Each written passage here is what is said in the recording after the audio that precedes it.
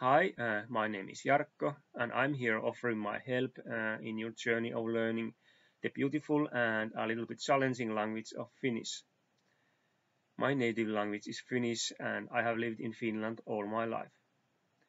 Minun äidinkieleni on suomi ja olen asunut Suomessa koko ikäni. Olen innokas keskustelemaan kanssasi sinua kiinnostavista aiheista suomen kielellä sekä tarvittaessa myös englanniksi.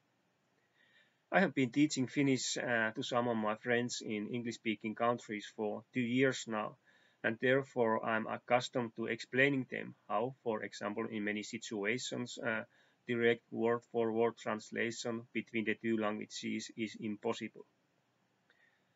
I'm quite a laid-back person, and I can patiently explain how different things are expressed in Finnish. In the process of learning any language, it is essentially important that the studying material is interesting for the student. Therefore, I encourage you to choose the topics that are interesting for you. I look forward to helping you to improve your Finnish skills. I hope to see you soon. Kiitos siitä, että katsoit tämän videon. Jos tunnet, että haluat harjoitella suomen kieltä minun kanssani, niin ota rohkeasti yhteyttä. Näkemiin ja hyvää päivän jatkoa. Bye bye!